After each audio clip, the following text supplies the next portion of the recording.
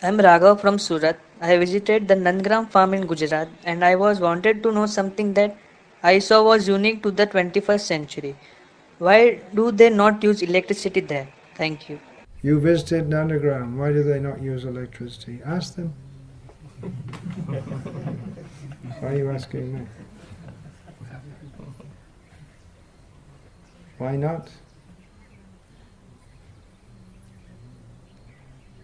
Look and see how they're living.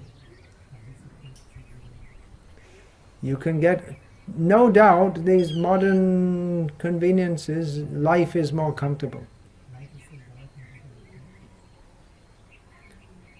But to get that comfort, you have to accept so much discomfort.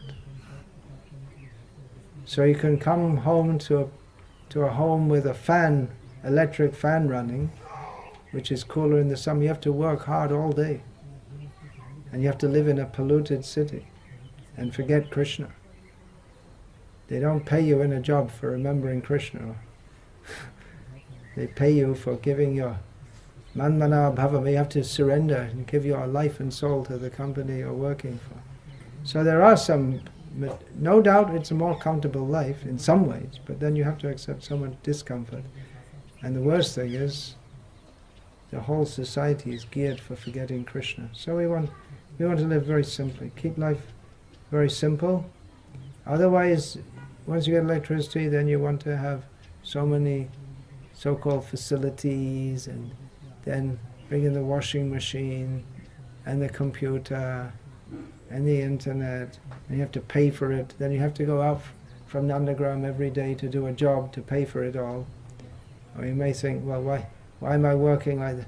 Why am I working on the land? I can earn more money in the city. So then the farm becomes a suburb of the city, that's all.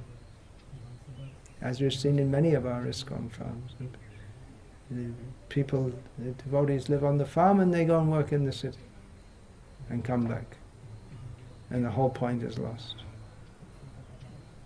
So to understand the answer to this question, first of all, you have to understand what we're doing here in the first place. Why are we here? What's the point? The point is to conjointly develop Krishna consciousness, and we find that no electricity is more conducive for that overall. If you can understand the point of living together in Krishna consciousness, then everything becomes understandable. If we don't accept this point, then we won't be able to understand anything.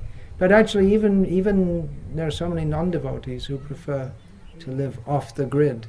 Well, they live off the grid, but then they produce their own electricity locally. They like to live simply away from the cities. The city life is increasingly hellish. People don't feel safe even in their own home. They don't. Yeah. I had an interview last year. I was in England. I had an interview for some local newspaper about the town I grew up in. So it's presenting me as an unusual ex-resident of Hemel Hempstead. So he asked what I used to do. I used to go and play in the evening soccer in the park, but I think they don't do that nowadays. People, they're afraid to let their kids go outside because they're afraid they'll be kidnapped, molested, murdered. So they keep their kids inside, and their kids sit at home and play computer games and become obese. And so they're afraid. It's such a society, they're afraid to let your children outside. Another reason you may be afraid to let your children outside is to breathe the air. It's so bad. There's a huge business in China, it'll probably come to India, of filters, which filters the air in your house so that it's not poisonous like the air outside. So their house becomes like a prison. It's always blocked. They don't allow the air from outside. It only comes through some filters, and there are so many poisons in the air, and there are certain filters which, apart from all the dust and the soot, they filter out the poisons. So you have to spend, only the rich people can afford these things. Oh, and what was I going to say? You're not even safe in your own house, as my stepmother told me a few years ago when I visited her in England with my father, that she was just in her house and she was alone in the kitchen. All of a sudden there was some guy in the house with a knife. He just walked in the house. He was drugged and looking for money for more drugs. So it's a very dangerous society. And it'll come to that gradually. In India also. Now in Punjab they're talking, it's a major social problem is drug use. It'll come to Gujarat also.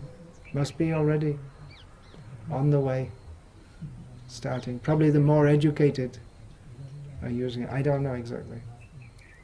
So these communities are a protest against your nasty civilization.